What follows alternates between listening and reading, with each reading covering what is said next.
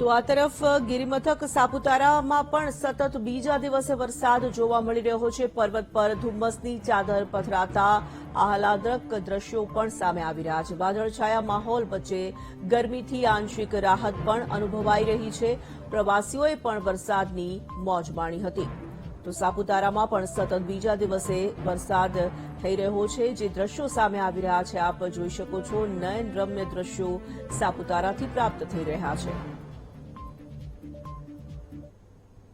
અમદાવાદની પુષ્કળ ગરમીમાંથી રિલેક્સેશન મેળવવા માટે અહીંયા સાપુતારા આવ્યો છું અને સાપુતારામાં મોર્નિંગ વોકમાં નીકળ્યો છું લેકની પેરીફેરીમાં અને અહીંયા બહુ જ સુંદર વાતાવરણ છે।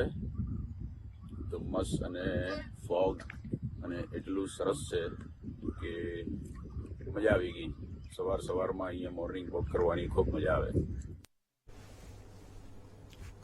સંવાદદાતા રાકેશ સોલંકી જોડાઈ ચૂક્યા છે ફોન લાઈન પર। રાકેશ, સાપુતારાના સુંદર દ્રશ્યો સામે આવી રહ્યા છે। વેકેશનનો માહોલ, સ્વાભાવિક પ્રવાસીઓ મોજ માણી રહ્યા હશે આ વાતાવરણમાં। જી તોરલ, દક્ષિણ ગુજરાત અને ગુજરાતનું ચેરાપુંજી ગણવામાં આવે છે। ડાંગ જિલ્લાનો સૌપ્રથમ વરસાદ ડાંગ જિલ્લામાં વરસતો હોય છે। હવામાન વિભાગે પણ આગાહી કરી છે।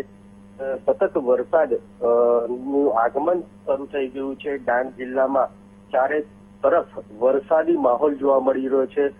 ગુજરાત અને મહારાષ્ટ્રમાંથી આવતા જે પ્રવાસીઓ છે, પ્રવાસીઓ માટે પણ આનંદનો વિષય છે, કારણ કે અહીં નયનરમ્ય દ્રશ્યો જોવા મળે છે। ખાસ કરીને ડુંગર, નદી, નાળા વગેરે જે દ્રશ્યો સર્જાય છે, જેને લઈને લોકોના મન મોહાઈ જાય છે। એટલે જ ખાસ કરીને દક્ષિણ ગુજરાત અને મહારાષ્ટ્રમાંથી મોટા ભાગે પ્રવાસીઓ અહીં આવતા હોય છે અને વરસાદની મોજ માણતા હોય છે।